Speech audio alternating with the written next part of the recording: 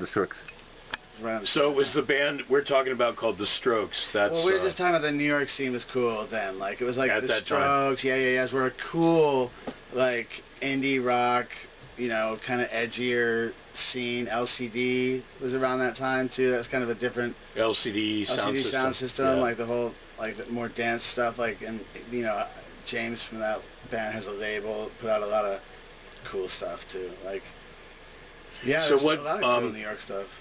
So you moved to Seattle, and that's where you were performing in bands in Seattle? Primarily, yeah, that was the 90s. And also, I might add, running her own record label called Shaky Records.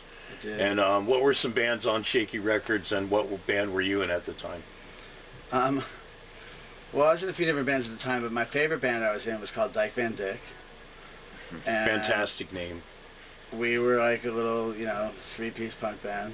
It turned into a 4-piece, and then 5, I think. And then, but we never really did much recording. But the Hate Fuck Trio was one of the bigger bands on my label. There's a name for you, Hate Fuck Trio. It's kind of embarrassing, you know, as I have grown older, I've become more and more embarrassed by some of that. Kind of, you know, like, I take some pride in, like, the ubiquity of the F word in modern day. Well, there's a band called the Butthole Surfers that doesn't get more extreme than that. Well, so, Hate Fuck is pretty extreme. Yeah. Yeah, it might prevent bands from getting gigs with it prevented them from getting gigs. Yeah. Yeah, wild. The reason we bring up these bands from the past is because you could discover your new favorite band, even if they're not around anymore. We just bring up these names so you can YouTube it or Google it and discover your new favorite thing. So YouTube Hate Fuck Trio, you'll love it. Yeah. And so what other bands were you in after or before Dyke Van Dyke? Let's see, after Dyke Van Dyke, which I wanted to call Dyke Van Jerry originally, but the guys didn't go for it. I was in a band called the Tremens for a while. The Tremens. Yeah, that was with 2 old good friends of mine. And our first show we ever played was down with some friends that had a bar in Olympia, Washington, so we went down there. They borrowed this guy's sound system to, you know, run the show at this bar. They were a band called the Dirty Birds, and they borrowed this guy Steve's sound system, so we played the show. We opened up for them. It was our first show.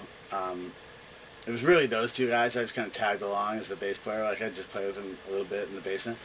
But this guy came up to us after the show, Steve guy, whose sound equipment it was, and he was just like, I can't imitate him, but he was like, "Fuck, man, you guys, this is your first show?" And we're like, "Yeah." He's like, "Yeah, fuck, man, you guys are fucking right on." And it turned out he had a studio, so he's like, "You gotta come record with us." Or with me, you know, and he had done some cool records at that point already that you know, like, people would know, but, like, so we did a couple records with him, Steve, and then we backed him on a record. I know this is way beyond the scope of what you were asking, but it was one No, of this is the all groups. great music history. It is one of the groups that I played with, technically. Cool. They were called, we backed him on a record after the 2 he produced of us, and that we called Dr. Steele and the Coronet 49, his record. It was kind of more bluesy stuff. And he now goes by C6 Steve. It is pretty big in England. And wow. John Paul Jones played bass for him for a little while. Look at that. That's some music history. And I played bass for him before John Paul Jones, so I like to joke that John Paul Jones, JPJ is my replacement. And just some music trivia for you. The Butthole Surfers signed to Capitol Records, and John Paul Jones produced one of the Butthole Surfers records. Did he really? On Capitol. Oh, I didn't know that. He's also the bass player of Led Zeppelin. Yeah. And any chance to bring up the name Butthole Surfers, I revel in it. So. Or John Paul Jones. Like there you go. Pope John Paul Jones. Definitely. That's like so what was that supergroup John Paul Jones was in with was it? Oh yeah. Dave Grohl on drums and Josh Homme on guitar. Okay, yeah. So look that up too. Supergroup with John Paul Jones and the Dave Grohl from Foo Fighters and Nirvana, and who else? And Josh Homme from Queens of the Stone Age. Queens of the Stone Age, Josh. So so what other bands do you want to mention that were on Shaky Records and you know, to put out there for the people, and other bands you were involved with? Or should we move on to the city of San Francisco? Where whatever you would like. Well, before we go to San Francisco, because she was on a musical journey from all these different great states, like I said, New York to Seattle. and Olympia. Did you know any bands or individuals from Aberdeen, Washington, which is the home of Nirvana, the Melvins, and Metal Church, Aberdeen? Yeah, in fact, my friend Curtis, who's just sent me his new record the other day that I played for you. Yeah. Is from Aberdeen. Aberdeen, cool. Yeah. And that would be Curtis Andreen, and he just put out a record called Prost Modem, and it's fucking dope. So, Google that or Prost YouTube Modem. that. You know, I have to mention something too, because not only are the music venues really the thing to promote past and present, but also something that seems kind of extinct in most places but still thriving in others, record stores. Jaqi here worked at Tower Records in Seattle, and that's pretty big time, because I remember the Tower on Sunset where I met Flea from the Red Hot Chili Peppers, and that was in Hollywood. And then the Tower Records here, I filmed the likes of Les Claypool, did an in-store, Chris Isaac, the members of Death Angel, John Waters. These were all Tower events, and I even went to a couple in Boston. So give me some, what were some in-stores that happened at Tower Records for one? Oh, fun. Oh, God. Boy George came on a book tour. No way. Boy George Culture Club. Amazing. Yeah, that was cool. And he saw Dave Grohl actually shopping around the store. Wow, what a story. Is that the drummer from the Nirvana over there? No way. I was like, yeah, it's Dave Grohl. And he's like, oh, could you get him and bring him over here? I'd love to meet him. And then I went over and I was like, hey, Dave. And he's like, hey, what's up? And I was like, I don't know if you know this, but Boy George is in the store doing a book signing. And he's like, no fucking way. And I was like, yeah, he asked me to come over here and get you. He'd like to meet you. He's like, oh my god, yes, let's go. Dave Grohl was freaking out to meet Boy George at Culture Club. Well, we have to mention this too, that there's a great movie out there in case you don't know about it.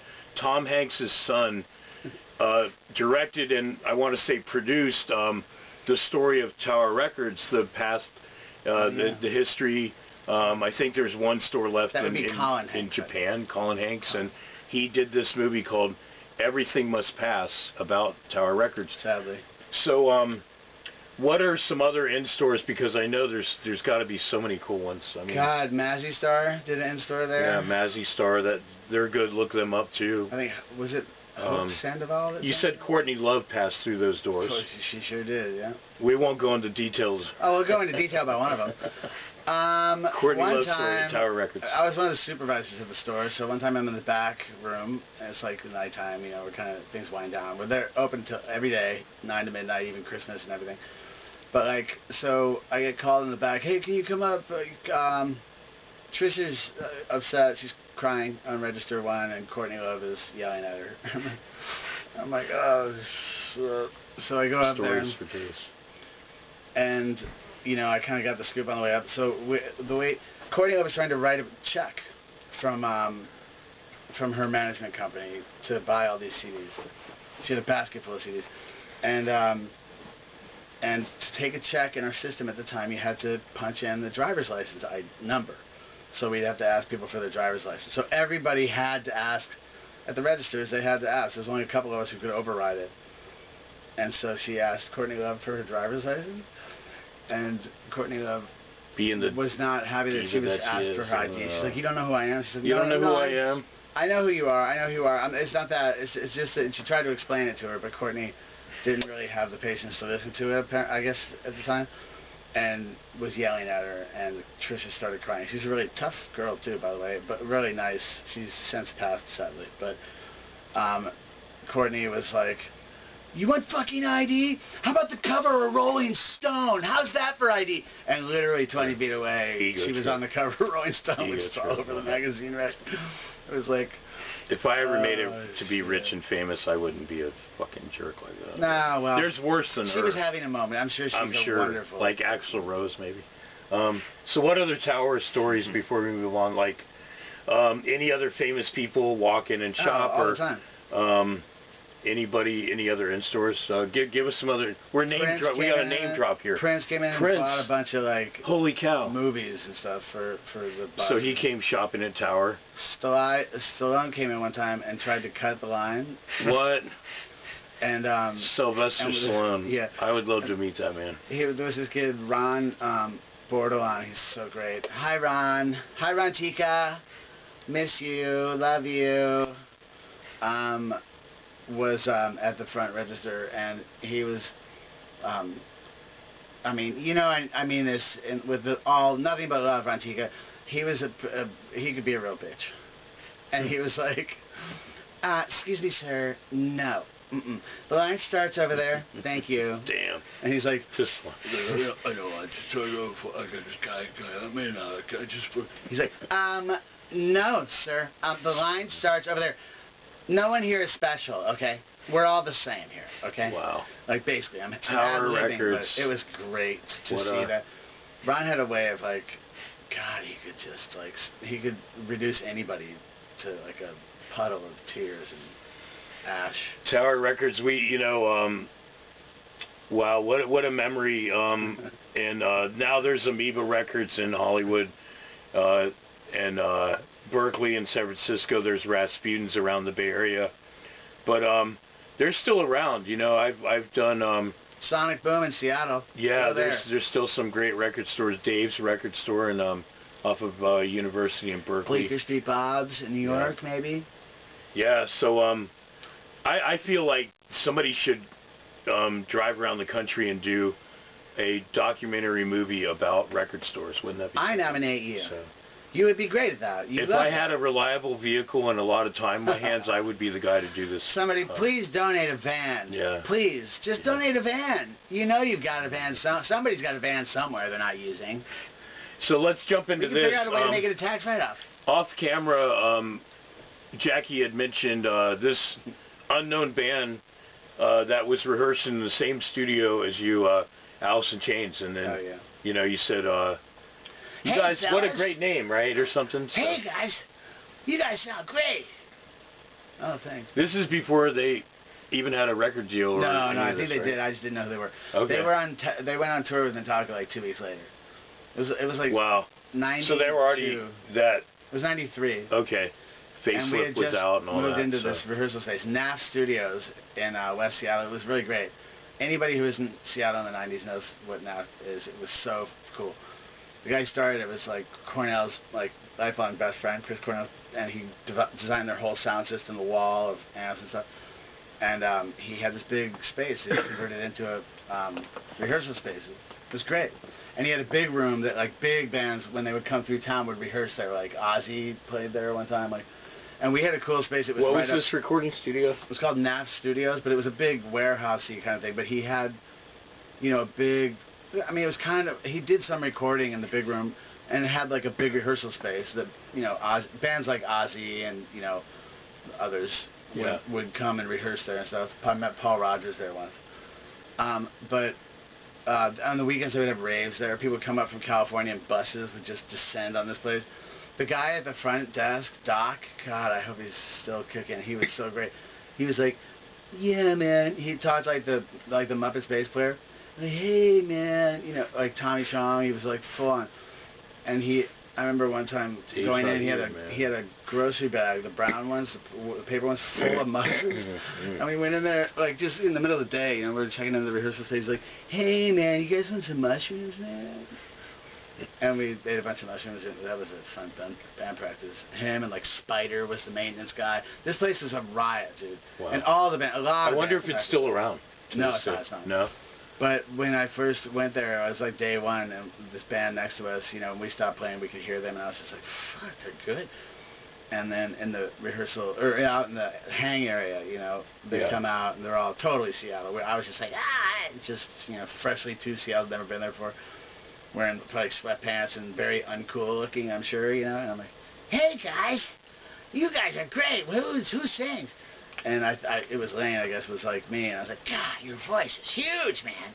What do you guys call yourselves?" Alice in Chains, and I was like, "Alice in Chains, okay, cool, man. Well, hey, good luck, fellas. You guys sound great. Keep it up." Two of my favorite bands from Seattle are Alice in Chains and Soundgarden, and we have to mention the movie that was inspired by the grunge movement in Seattle was called Singles. A movie with Matt Dillon and Bridget Fonda. I think. That movie had just come out then. It was the summer before this. And, oh wow! And so, and I'd seen it, And Were you there the band seeing is it being featured filmed? in the film, Alice in Chains. Wow. There's a part where they're playing live at this place called Rock Candy. Were you there when it was being filmed? No, This I moved there afterwards. Wow, amazing. And that's when I met them. That's what I'm saying. It's like I'd already seen the movie. Yeah. And I had the soundtrack, by the way, also. But when I met him, I was like, Alice in Chains. Oh, okay, no. Some of my favorite bands are from I'm sure you're gonna go far, guys. You're great. from the Seattle, Washington area. I love Queensryche and Heart and Metal Church. And I know that's not your thing, but what other bands, like, No, let's just say, that's not what I was laughing, because you like Mother Love Bone, the Melvins, Pearl Jam, Nirvana, Modest Mouse, any Cornell, Built to Spill, any other Seattle bands that you've crossed paths with or heard great stories about? Many. Yeah? Yeah. Name a few of those bands that I named or you named that were. A lot of those bands are on there. I would add, let's see, The Delusions. C Average was a fun band. I think Eddie Vedder started playing a little bit with them because. And then the supergroup Temple of the Dog. Can't forget that one. And then the supergroup Temple of the Dog. Yeah. Mm-hmm. Well, what did you see anybody? Candlebox. They were from Seattle. In concert or? Yeah, of course. Well, I saw. I'm sorry. I'm like, well, of course I did. One night I was lucky enough at the Crocodile, which is a cool venue. Then it's still there. Actually, it moved recently, but it was owned by this woman. I can't remember her name. She was married to the guitar player guy from REM, Peter Buck. Peter Buck's wife. Yeah. Owned this place, the Crocodile. It was really cool. And I became friends with all the people that worked there. In fact, one of the guys started Dyke Van Dyke with me. One of the doormen. And like, wait, what am I talking about again? What was it? I saw what concerts I saw. So that guy, Edwin was his name, and he was great. He was like, kind of looked like Dennis Rodman, and had a great laugh. And he was a badass doorman. He said, hey, do you want to run the spotlight for Cheap Trick tonight at the Crocodile? They have, they were doing 3 shows at the Crocodile. It's like a 200-person venue. I mean, they get more in there, but that's... Yeah. Wow. And Cheap Trick was playing. They did a deal with Sub Pop this year, and they were doing this tour of like small venues. And they had secret guests opening acts for like all 3 shows. The Super Suckers, I think, were the night before, and then this night was Pearl Jam. Another great band, Super Suckers. Seen them many times. Yeah. And so Pearl Jam was opening up, and they just put out that record Vitology, that acoustic one. Yeah. And so I don't think they've toured it yet, so they played that record in full in that show. So that's the only time I actually saw Pearl Jam ever. But that was a cool concert of the Northwest Bands. Wow. And then Cheap Trick came on, and I got to run the spotlight, and it was... Were you a fan of them? Are my you? God. Robin Zander, Rick Nielsen. Oh, wow. Robin Zander. His voice. Oh, my Phenomenal. God. Like, you could... I always loved his voice, but it was so powerful. I mean, so much more than you would think. In case you don't know now, Rick Nielsen's son is on drums now, and they, Bunny's, no, he's still alive. He's just out of the band, not touring with the band. Sorry, Bunny. And then, so Robin's son is also guesting sometimes with Cheap Trick too, which is wild. Robin Zander, he's just got such a great voice, and live. It's because on the record sometimes it's not as raspy as it is live. It's just like he can hit these high notes that are just so beautiful, really breathy, cool tones. But God, live, I was crying. I was like slacking on the thing. I had this little singing. The guy was like, hey, get on Nick or Rick. Not like the voice of Ann Wilson from Heart, but also from Seattle, close, by the way. Close, yeah. I love Heart. So what was this famous musician that saw your band? And I remember you telling me that story. I personally love name dropping, so I feel like I've been... Didn't you say that he came to your concert and he fucking loved your band? I don't know. And it was somebody that was famous. Anyway. I don't know who that would be. There was a time when I was just talking about Peter Buck. His wife owned this Crocodile place. Yeah. There was a time that Dyke Van Dyke played a show there. We were playing with this band called The Makers, who were from Seattle. They were a fun band. Okay. And Scott, what? No, another great story. Yeah. Well, Scott McCoy was another guy. He was in a band called the Young Fresh Fellows that were pretty popular there too. Been around for a while. He became like the 5th member of REM. So he and Peter were friends. And REM. That was the... Yeah, so that Peter was Buck, he's the guitar Peter player Buck. from REM. So it was weird. It was like my first show at Crocodile. The band was new. I was pretty shy. And I was sitting there, and we were playing songs I hadn't even finished writing yet. I was like making up words on the spot. It was pretty embarrassing, frankly, in some ways. And it impressed him though. But like the two of them came up and stood right in front of me, right by the end of the stage, and like I knew who they were. They didn't know who I was, and it made me very nervous. Yeah. And but then after the show, Edlin came up to me and said that they were like, "Who's the British guy?" Yeah. Oh, by the way, Jaqi does a lot of great accents from Australian, British, Irish, right? No, I can't do Irish. Wow. I wish. Don't get her started because she will impress. You don't want me to get started. The best of the best as far as the best accents. No, you're able to do. No. You could be a comedian and do all these different personas of Australian and British. Anyway, so let's go from Seattle. Jaqi moved to San Francisco. What do you? San Fran. What bands do you remember? Were you playing with anybody in San Francisco, or were you just going to see good bands? What memories of San Francisco? I've played with friends in San Francisco, but I've never... Like backyard jams and whatnot. Yeah, like I haven't played like with a band, that was like trying to do something. But we need to mention she is working on new music, putting together pieces, plays acoustic guitar, electric guitar, also bass, and what else am I leaving out? You sing, right? You play keyboards, okay. So...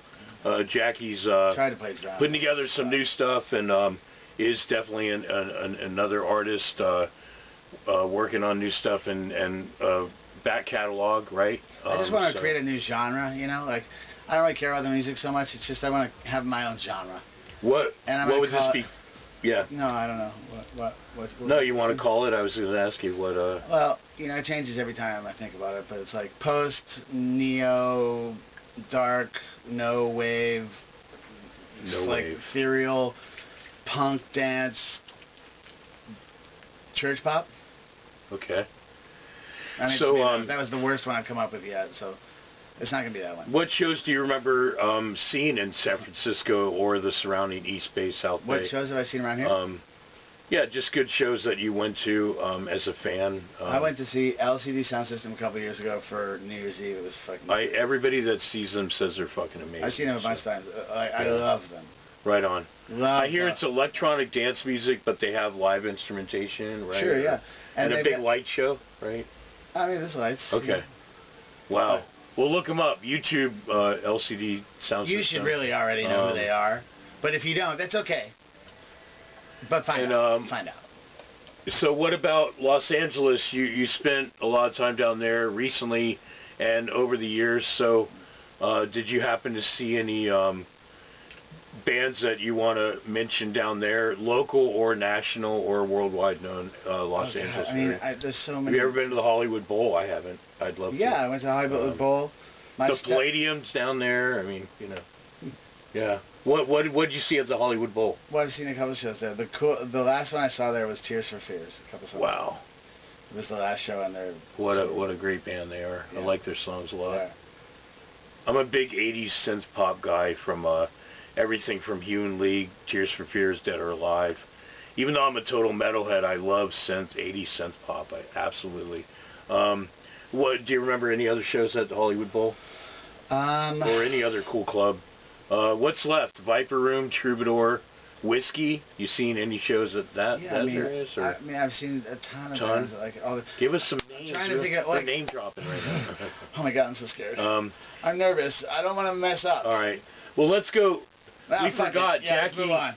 Jaqi has family in Florida, like I do. Did you see any bands in Florida? You want to? That was my mom. She's since passed. Any Florida bands you want to bring to light of that you may have seen? Yeah. Give us Tom the Florida Petty and scene. The Heartbreakers. Okay, you saw them. I never saw Tom Petty, rest in peace, but I didn't know he was even from Florida. What? Yeah, they started in, like, what was it, Tallahassee? Yeah. So what you saw What other concerts, even if the bands weren't from Florida? Why don't I just like pick good concerts that I've seen, depending on like despite where they were? Can I do that? I just love that you've been to so many states and probably got to see more music. Can I share like some good shows that I've seen? We haven't got it. Like, you didn't ask me if I saw any Coachella shows. I did, and it's one of my favorite sets ever. Was this guy called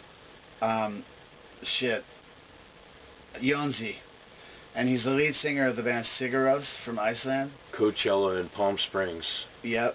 Cool. And this was, I think, 2010. It was a good year for Coachella. A lot of cool new baby bands were coming up through there. The XX, like Florence and the Machine, Beach House. Like there was like a lot of like who were playing like the secondary stages and stuff and just killing it. Wow. But this guy Yonzi, I guess, played this. He had just done a solo record. And I don't know if anything ever even happened with it, really, but I love the guy who produced it. He's produced all the he produced the first like 5 or 6 national records. A lot of great stuff, like Interpol, a lot of that stuff. Same producer.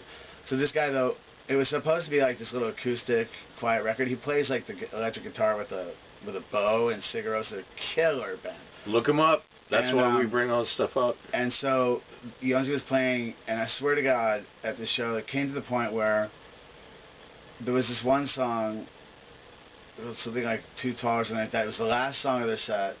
It was kind of dusk. And I can't explain. It was like he was looping his voice. How do you spell this name? Jonsi. Okay. And he was looping his voice, and there was like probably 5 or 6 other people on stage, a lot of synths, a lot of different percussion instruments. And like this fucking drummer comes up and just starts pounding on these drums, this like crazy beat, and everything else just kind of swirling and looping like all the other instruments, and it was this just enormous, like it was kind of like the stuff that your buddy was playing earlier, the cool like, you know, trancey kind of meditation music stuff. It was just this swell, you know, and I at one point went like this and just looked up and I just started crying. I was just like, please, I'm just receiving. It was amazing. It was like a spiritual experience. And then when I finally opened my eyes after the song ended and I was crying, I looked around and everybody else was crying too. Wow. It was great. I have to mention that Grace Jones played Coachella once, and I love Grace Jones, the disco queen, actress, model, and singer. What a triple threat. Donna Summer's kind of disco. So I love disco and funk, and we brought that up at another episode. Well, let's just talk about other besides Coachella. I loved? Please. Yeah, I was getting into this. So besides Coachella, there's Lollapalooza. There's Outside Lands. Have you seen any bands at those? Yeah. Lollapalooza I love in Chicago. Oh, that's a great. I wonder what year that was. I saw Radiohead there once. I saw a bunch of bands. That was probably a high point for me. Oh, Rage Against the Machine was there. I saw the first 3 Lollapaloozas, and all of them were fantastic bands. That was touring? Yeah. It's only in Chicago now. Yeah. So I saw it when it was touring. I think it was Ministry and Chili Peppers on one. Oh, dope. Primus and Alice in Chains on another, and Fishbone, one of the greatest bands ever. You know, you were talking earlier about like how the band name could keep a band from getting a gig.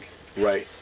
Well, the Hate Fuck Trio made the last cut for Lollapalooza. I think it was like one of the last years it was still touring. Oh, yeah. I remember. And it was like kind of this weird source of pride for all of us, but like the story we heard from, I think it was the band's manager, Vaughn, somebody told them, like, you guys made the last cut. It was like the last 100 bands or something like that.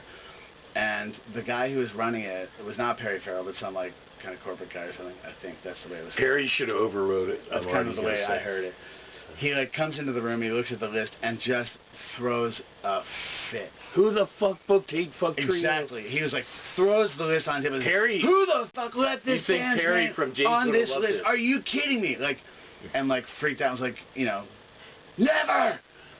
You know, and we were how like, more yes! offensive is it than Porno for Pyros? For Christ's sake, let's be real.